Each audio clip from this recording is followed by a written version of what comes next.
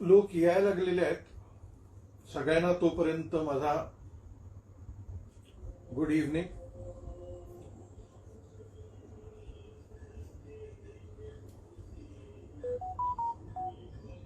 शांत झोपेसाठी सुनीलने मला विचारलंय, शांत झोपेसाठी काही इनपुट द्याल काय? सुनील, झोप कशाशी रिलेटेड आहे? रिलॅक्सेशनशी रिलेटेड आहे, बरोबर आहे ना? सिस्टीम, पॅरासिम्पॅथेटिक नर्वस सिस्टीम ज्या वेळेला जागृत होते, ऑटोमॅटिकली बॉडी रेस्टमध्ये जाते. इट फील्स लाईक, कारण रिलॅक्सेशन रिस्पॉन्स ऍक्टिव्हेट होतो. जर डीप ब्रीदिंग, सगळ्यांना तोपर्यंत माझा, जर डीप ब्रीदिंगची प्रॅक्टिस आपण रोज केली, निदान 20 ब्रेथ्स, 25 ब्रेथ्स, 25 ब्रेथ्स म्हणजे किती होतं माहिती? किती वेळ होतो माहिती? 5 मिनिटं. जर 5 मिनिटं आपण डीप ब्रीदिंग, इफ पॉसिबल सकाळी आणि संध्याकाळी, शक्यतो झोपायच्या आधी थोडा वेळ, ऑटोमॅटिकली पॅरासिम्पॅथेटिक नर्वस सिस्टीम जागृत होते आणि it helps to sleep. Number 1. Number 2, करून बघा, इंटरेस्टिंग आहे. आपण ज्यावेळेस झोपायला जातो, डोळे झाकून पडतो, त्यावेळेला एक ब्रीदिंग पॅटर्न करायचा. कसा? की 5च्या काउंटला ब्रेथ आत घ्यायचा, 1 2 3 4 5. 7च्या काउंटला होल्ड करायचा, 1 2 3 4 5 6 7. आणि हळुवारपणे 8च्या काउंटला सोडायचा. हे मी बिछाण्यात गेल्यानंतरच सांगायला लागलोय. बिछाण्यात गेल्यानंतर, पडल्यानंतर आपण 5 7 8, 5 होल्ड 7 8 रिलीज, एक्झेल. बऱ्याच वेळा एक 5-6 ब्रीदिंग तशा पद्धतीत आपण केलं ना, की ऑटोमॅटिकली सिस्टीम अशी जरा रिलॅक्स्ड होते आणखीन, आणि झोप चांगली लागते. हा माझा स्वतःचा अनुभव देखील आहे. सो प्रिन्सिपल, ह्याचा प्रिन्सिपल जोपर्यंत लक्षात येत नाही, आपल्या प्रिन्सिपल काय आहे? रिलॅक्सेशन रिस्पॉन्स जागृत करणं. So do that.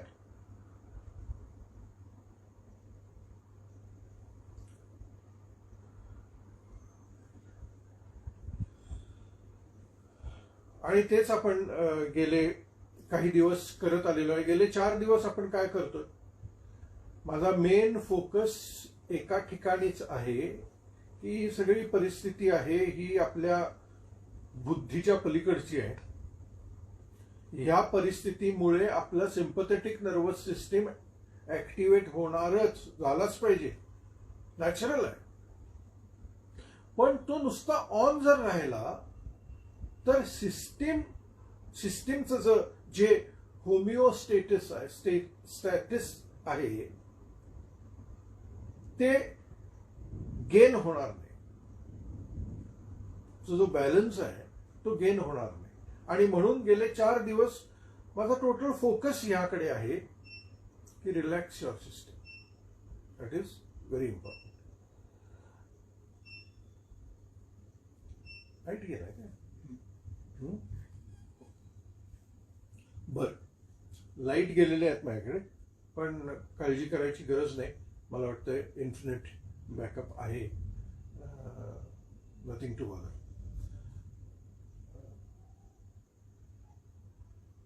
आजचा सेशन सुरू करण्याआधी, आज काहीतरी इंटरेस्टिंग करायचा विचार करतोय मी.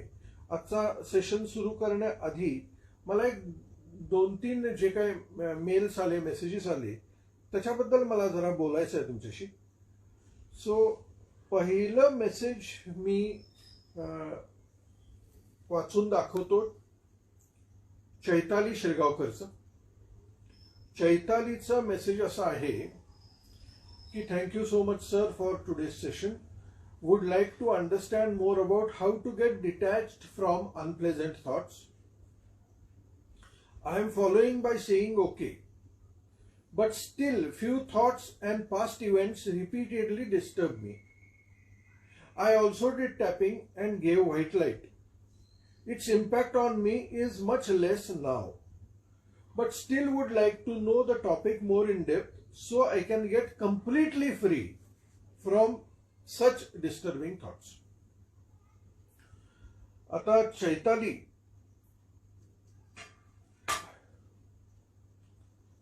थॉट्स येतच राहणार. Idea is not to create such a situation where thoughts will not appear. Thoughts will keep on appearing. Free of thoughts म्हणजे काय?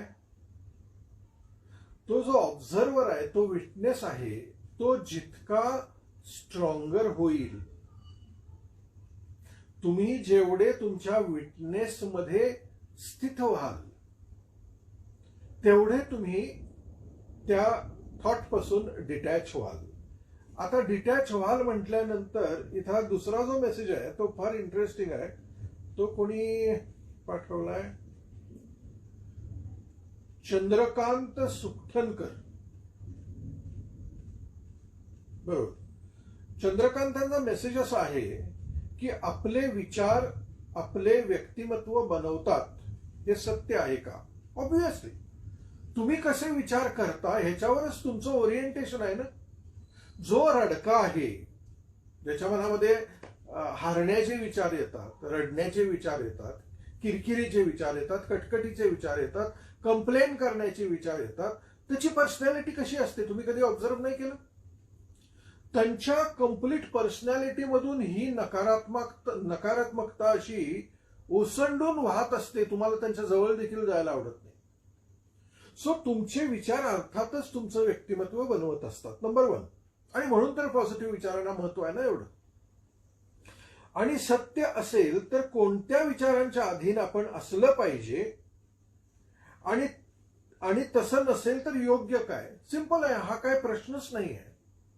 कोणत्या विचारांनी तुम्हाला बरं वाटतं, कोणत्या विचारांनी तुम्हाला आश्वासक वाटतं, चांगलं वाटतं, ते विचार जास्तीत जास्त त्या विचारांना थारा दिला पाहिजे. जे विचार तुमची हवा काढून घेतात त्या विचारांच्या पासून आपण विभक्त झालं पाहिजे. आणि पुढचा तुमचा प्रश्न इंटरेस्टिंग आहे. आणि ऑब्झर्वर म्हणून नेहमी पाहत राहिलो तर आपल्या विचारात सातत्याने दरी निर्माण होणार नाही का? आणि मग ते आपले विचार का म्हणायचे? जर माझ्या मनात तर ते आपले का नाहीत? माझ्या मनात जर आहेत तर ते आपले का नाहीत? ते आपले विचार का? ओके. मुळात हा सगळा घाटच आहे ती दरी निर्माण करायला. दरी निर्माणच झाली पाहिजे आणि दरीच निर्माण होत नाहीये. आता विचार कुठून निर्माण होतात? आता साधी गंमत बघा, मी जरा असं एक्सप्लेन करायचा प्रयत्न करतो.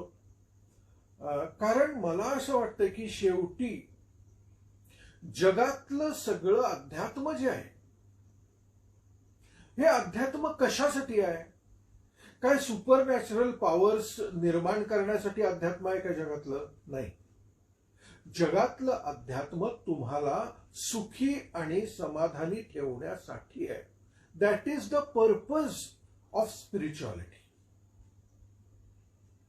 ओके. पण प्रॉब्लेम काय? ज्यावेळेस तुम्ही स्वतःला मी असं म्हणता, माझे विचार, मी कोण आहे? अर्थात हा एक गहन प्रश्न आहे.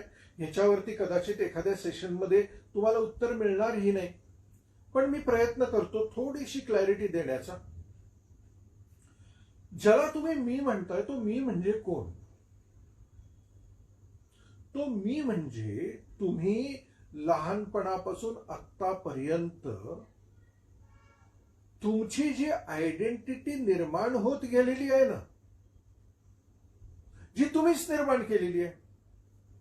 तुम्हाला लहानपणी जर एक असं आश्वासक काय म्हणतात वातावरण मिळालं असेल की तुमच्या घरातल्या लोकांनी तुम्हाला बूस्ट केलं असेल, तुम्हाला सपोर्ट केला असेल, पुढे जाण्यासाठी काही तुम्ही कराल त्याला तुम्हाला त्यांनी प्रोत्साहन दिलं असेल, तर तुमचा आत्मविश्वास वाढतच तुम्ही लहानाचे मोठे झालेले आहे आणि ऑटोमॅटिकली तुमच्या आत्मविश्वासामध्ये एक प्रकारचं बळ आहे.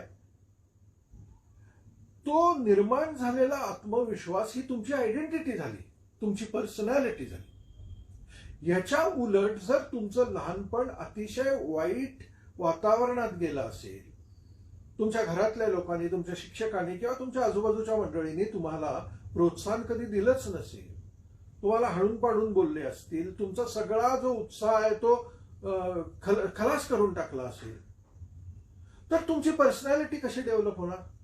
ती अशी कोमेजलेलीच होणार. म्हणजे ही जी आपली पर्सनॅलिटी असते, ही जी आपली आयडेंटिटी असते, ही बऱ्याच वेळा आपण काय समजतो स्वतःला ह्याच्यावरती ती बिल्ड होत असते. आणि हे समज कशातून येते? एकतर आपल्या स्वभावातून येतेच, त्याशिवाय बाकीचे लोक आपल्याला कसे घडवतात त्याच्यावर ही निर्माण होते.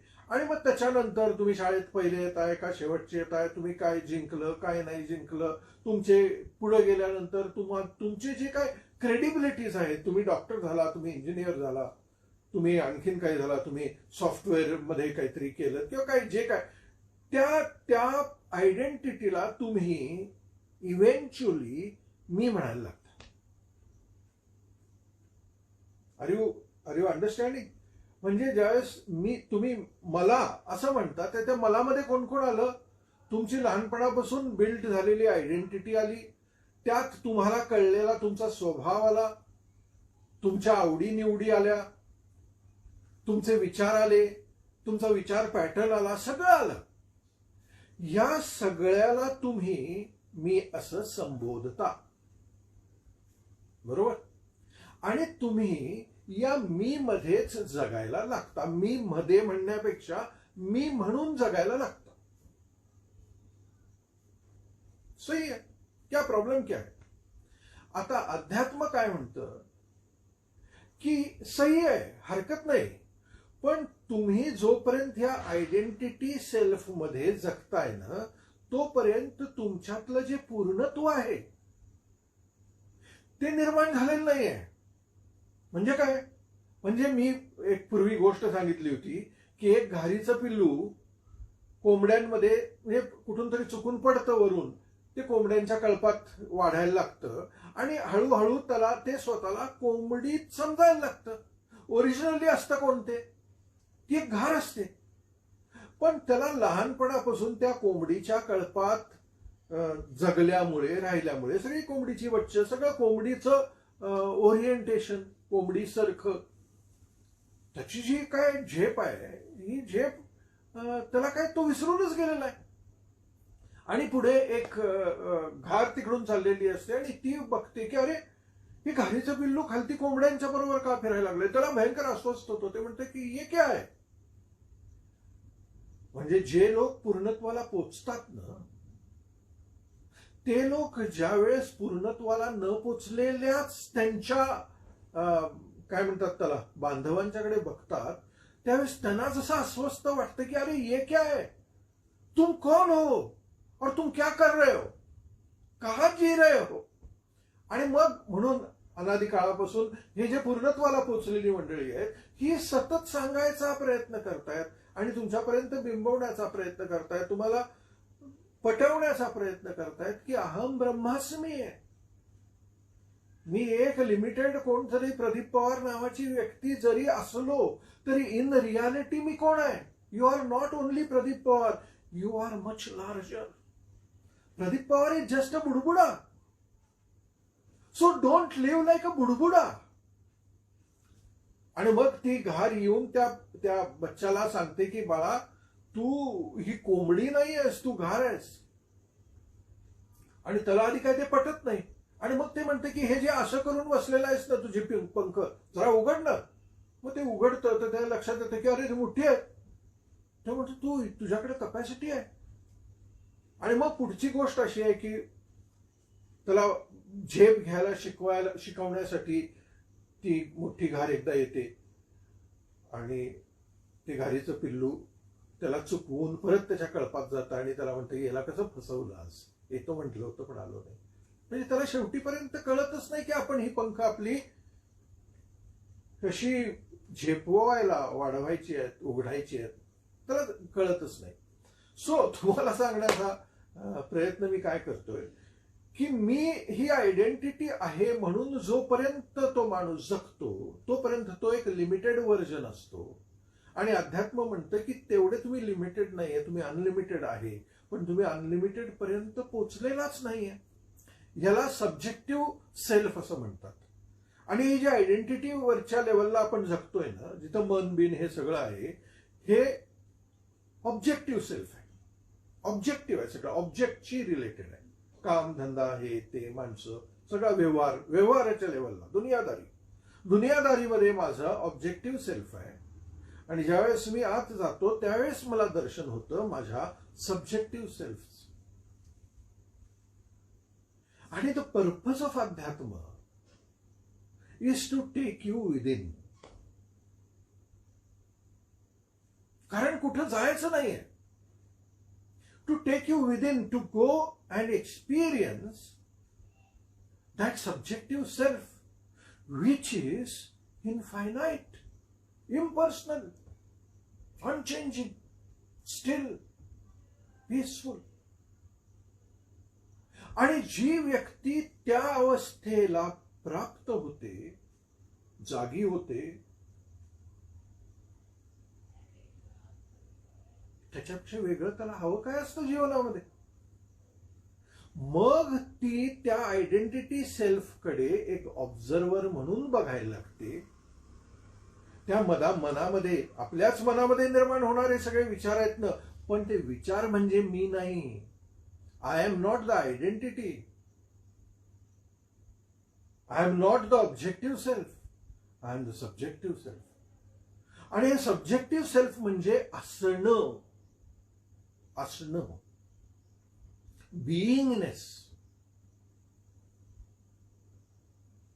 विचार येतात आणि जातात, शरीर येईल आणि जाईल.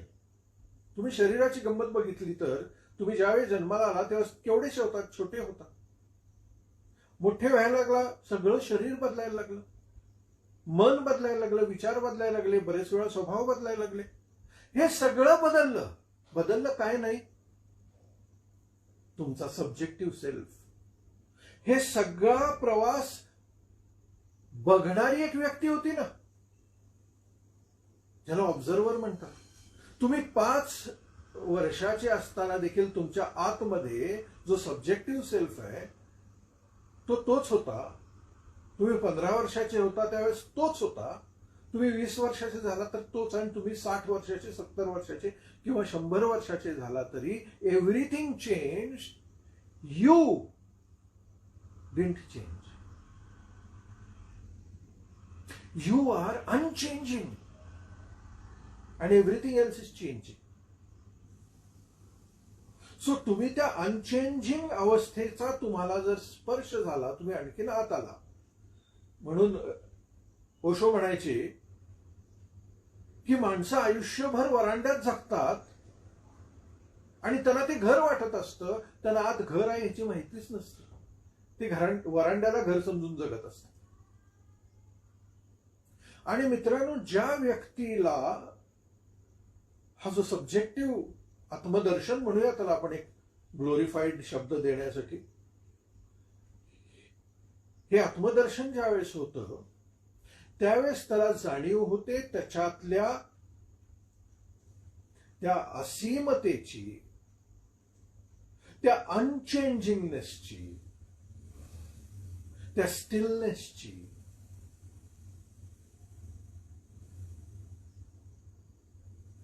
जिथं एक प्रकारचा सुकून आहे.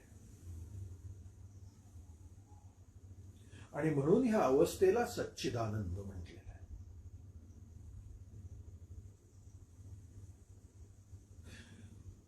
माझा प्रयत्न हाच आहे की जर तुम्ही माझ्याबरोबर आहात, जे अनेक वर्ष आहेत बघणारे, मला माहिती आहे, मी ओळखतो, कितीतरी वर्ष आहेत. काल कोणीतरी मला एक मेसेज केला, तो म्हणाला, सर तुमच्याबरोबर 17 वर्ष आहे, कुठेतरी दिल्लीला असतो. तर हे जे तुम्ही माझ्याबरोबर चालत आलेलं आहात ना, मला एक असं वाटतं की जरासा तो जो इन्फायनाईट सेल्फ आहे त्याची जाणीव, त्याची अनुभूती जर आली तर एकतर विचारांपासून मुक्त होतो. विचार जातात काय? नो, तुम्ही जागे होता. तुम्ही काय जागे होता? की विचार आलेला आहे, नको असलेला विचार आहे. काही लोकांच्या जीवनामध्ये अनेक दुर्घटना घडल्या गेल्या काही महिन्यांमध्ये. मग दुर्घटना घडली तर ते विचार येणार ना, स्वाभाविक आहे. पण तुमच्यातला जर हा द्रष्टा जागा झाला तर तुम्ही त्या आलेल्या विचाराकडे बघू शकता.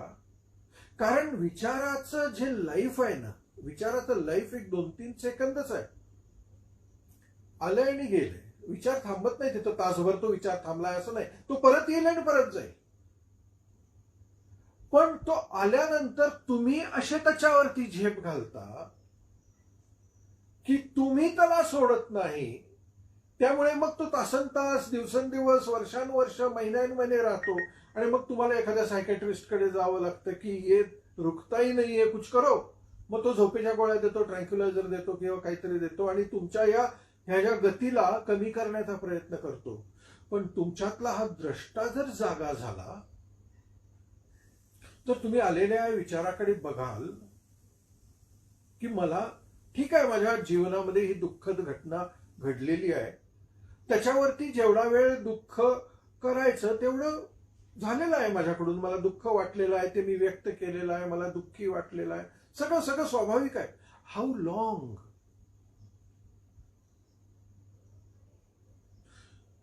तो विचार जो आयडेंटिटी सेल्फ आहे, जो रिॲक्टिव्ह आहे, कंडिशन्ड आहे, तो सोडतच नाही ना. परत परत परत परत तेच तेच तेच तेच तेच तेच. आणि मग त्याच्याबरोबर मी चिकटत राहिल्यामुळे मी त्यातून बाहेरच पडत नाही. आणि माझ्यावरती इतकं प्रेशर प्रेशर प्रेशर यायला लागतं की मी मानसिक स्तरावर तर अस्वस्थ होतोच. सिम्पथेटिक नर्वस सिस्टीम जागृत झाल्यामुळे शरीराच्या लेवलला अस्वस्थ होतो आणि थोडक्यात अस्वस्थ्यामध्ये जगू लागतो. म्हणून मला कोणीतरी आणखीन एक मेल केला होता काही दिवसांपूर्वी. ते म्हणाले होते की मला इतका असूयेने भरलेला आहे, इतकी जेलसी वाटते मला लोकांच्या बद्दल की ती मला कंट्रोलच करता येत नाही. मी काय करू? आता जेलसी वाटणं हे तुम्हाला कळलं कसं? तो विचार येतो म्हणूनच ना. पण तुम्ही ज्यावेळेस ह्या विचार कोणाला येतो? ह्या आयडेंटिटी सेल्फला येतो. तुम्ही ज्यावेळेस ह्या आयडेंटिटी सेल्फ पासून मागे जाता, एक द्रष्टा म्हणून, एक ऑब्झर्व्हर म्हणून, त्यावेळेस तो विचार आल्यावर तुम्ही बघायचा आहे त्याच्याकडं. जस्ट लुक ॲट इट की बाबा माझ्या मनामध्ये असूयेचा एक विचार आलेला आहे, काय होईल? तो विचार इतका स्ट्रॉंगर होईल कदाचित, ते पण बघायचं आहे. हळूहळू काय होईल? तुमच्यात आणि त्या विचारामध्ये दरी निर्माण व्हायला लागेल. आणि मग तो विचार आला, तुम्हाला कळेल की ओके आलेला आहे. कालांतराने तो निघून जाईल, तुम्ही मुक्त व्हाल. आणि सुखटणकर तुमच्या प्रश्नाला आणखीन एक उत्तर आहे की आपल्या ही जे आयडेंटिटी सेल्फ मध्ये जी मनं आहेत ना, त्याला वेगवेगळी मनं आहेत आपली. त्यात 2 प्रकारची महत्वाची मनं आहेत. एक थिंकिंग माइंड आहे, जे म्हणजे काय म्हणतात त्याला 24/7 थिंकिंगच करत राहतं. आणि दुसरं वर्किंग माइंड आहे. तुम्ही ज्यावेळेस गणित सोडवायला लागला त्यावेळेस तुम्हाला थिंकिंगची गरज नाहीये. नेपाळला गेलो होतो त्यावेळेस कसं हे होतं आणि कसं मग त्या घोड्यावर बसलो आणि कसं याकवर बसलो हे डिस्कशन करायची गरज नाहीये. त्यावेळेला गणित सोडवायचं. त्यावेळेला ते जे भरकटणारं मन आहे ते ऑटोमॅटिकली बाजूला राहतं आणि तुमचं वर्किंग माइंड तुम्ही आणता मध्ये. तुम्हाला भाजी करायची असेल तर वर्किंग माइंडची गरज आहे ना. तुम्हाला प्रोत्साहन आतमध्ये, सेल्फ टॉक किंवा अफर्मेशन ज्याला म्हणतात, तुम्हाला you want to feel good, चांगले विचार तुम्हाला आणायचे आहेत ना. कारण त्या विचार आणि त्या सगळ्या माइंडमध्ये चांगलं पण आहेच ना. पण आपण इतके गुरफटतो की आपल्याला त्यातले जे वाईट कधी घेऊन जातात त्यांच्याबरोबर कळतच नाही. आणि म्हणून ज्यावेळेस तुम्ही ऑब्झर्व्हर होता, त्यावेळेस ज्यावेळेस तुम्ही द्रष्टा होता, जागे होता, त्यावेळेस तुम्हाला त्या चांगल्या विचारांचा अतिरेक पण नको आहे आणि वाईट विचारांचा स्पर्श पण नको आहे. तुम्ही निर्लेप आहे. कारण ती जी निर्लेप अवस्था आहे ती सच्चिदानंद आहे, स्वास्थ्याची आहे. तिथं हा काय म्हणूया त्याला, असा टेम्पररी सेकंड हँड आनंदाची, खुशीची आवश्यकता पण नाहीये. तुम्ही त्याच्या पलीकडे आहे. मला माहित नाही मी हे सगळं बोलतोय हे तुम्हाला किती कळतंय, पण शेवटी जर तुम्हाला त्या युक्त मार्गावर घेऊन जायचं असेल तर मला तर बोललंच पाहिजे. अर्थात दरवेळेला मी हे बोलतोच असं नाही. गेले 4 दिवस काय सगळं मी हेच बोलत आलेलो नाही, पण मी आलो इकडे येतोच कारण मला माहिती आहे ह्याच्याशिवाय मुक्ती नाही आहे.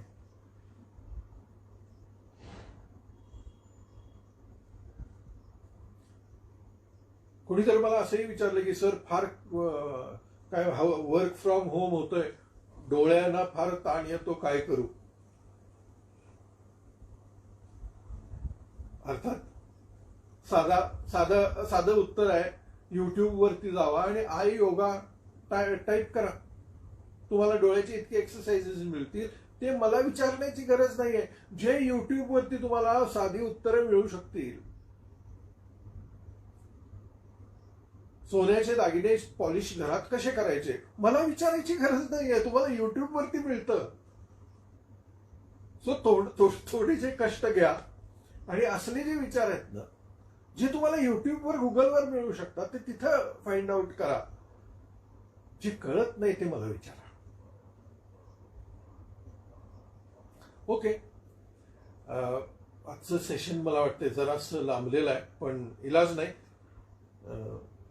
I could not stop.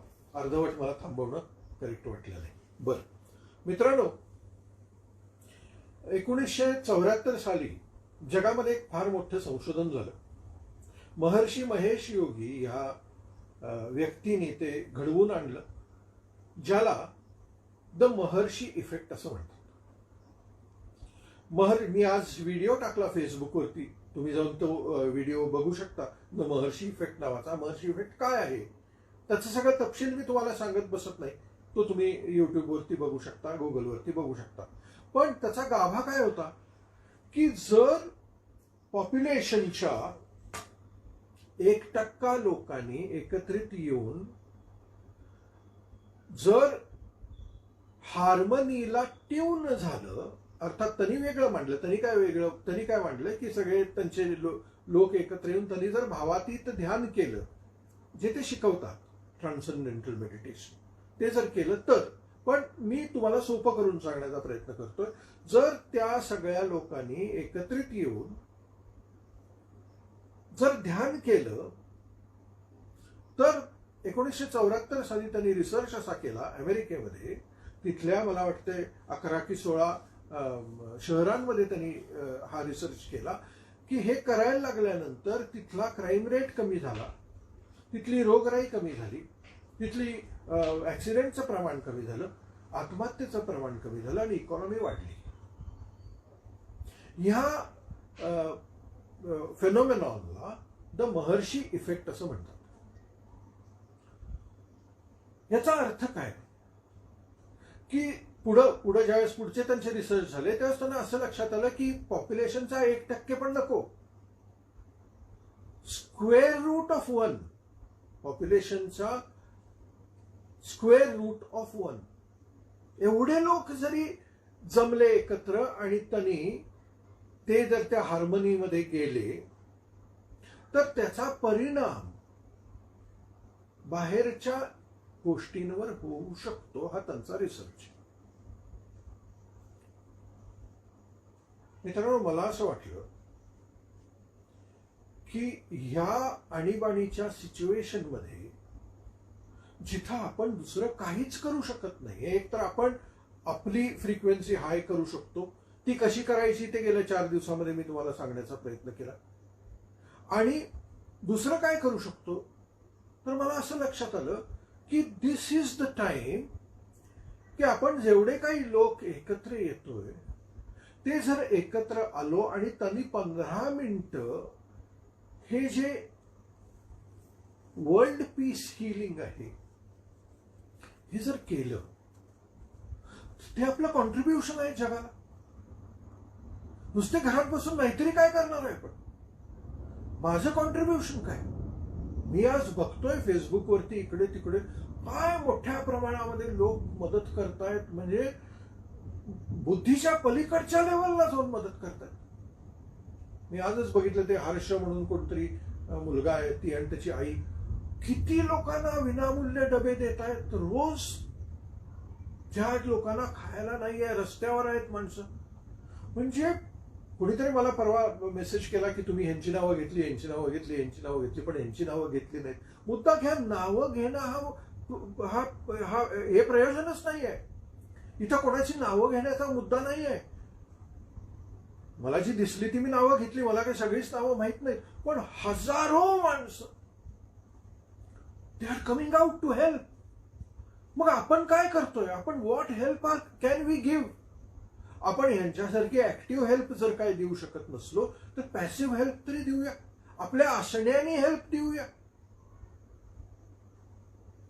आणि म्हणून आम्ही असं ठरवलं की उद्यापासून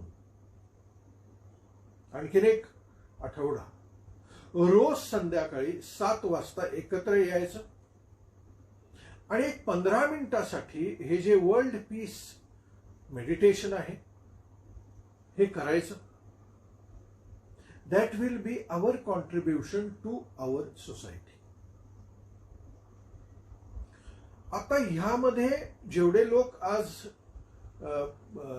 जॉईन होत आहेत त्याच्यापेक्षा जर जास्त जॉईन झाले तर त्याची पॉवर आणखीन वाढेल. सो माझी तुम्हाला एक विनंती आहे, तुमचे जर काही मित्रमंडळी असतील जे लाईक माइंडेड पाहिजेत, की तुम्ही तुमच्याशी ट्यून्ड असले पाहिजेत, अशा लोकांना तुम्ही जर या अभियानामध्ये यायला विनंती केली की 15 मिनिट्स घालवूया, या तुम्ही या, नुसतं बसा. आपण तिथं काहीही लेक्चरबाजी करणार नाहीये, आपण फक्त येणार, मीनल आणि मी तुम्हाला गाईड करणार.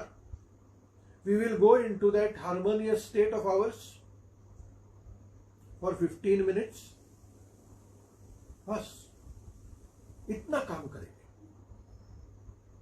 सो तुम्हाला हे जर महत्वाचं वाटत असेल, त्याच्या परिणामाचा विचार नाही करायचा की गेले 3 दिवस मी करायला लागलो, अजून काय हे आकडे कमी झालेले नाहीत, आकडे वाढलेले आहेत वगैरे. Let's not go into it. आपण आपलं काम करूया. या लोकांनी सिद्ध करून दाखवलंय ना की तुम्ही ज्या वेळेस एका ओकेनेस मध्ये येता त्यावेळेस तुमच्या आजूबाजूला देखील तो परिणाम निर्माण होतो. Let us do that. कर्म करूया.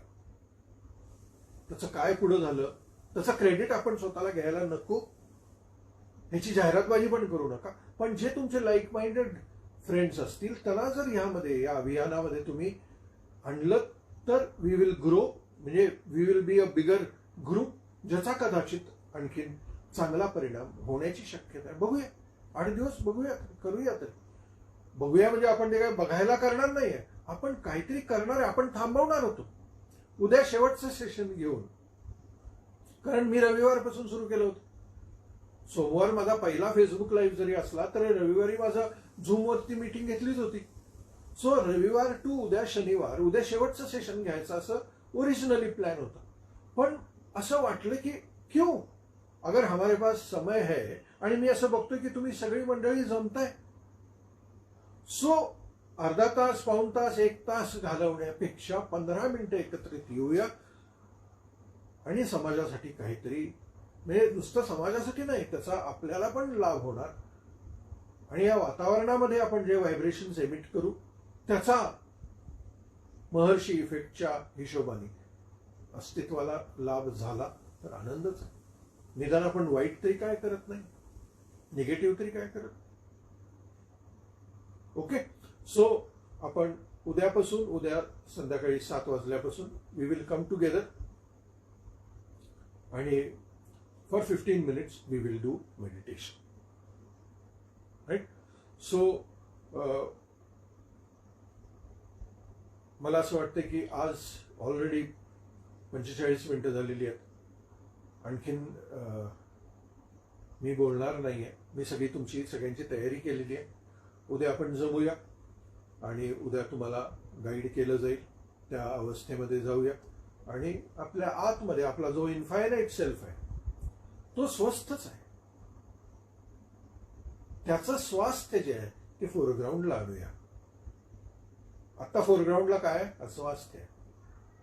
थोडंसं स्वास्थ्य फोरग्राऊंडला आणूया आणि मग आनंदाचे डोही, आनंद तरंग अनुभवूया. भेटूया उद्या संध्याकाळी 7 वाजता. नमस्कार.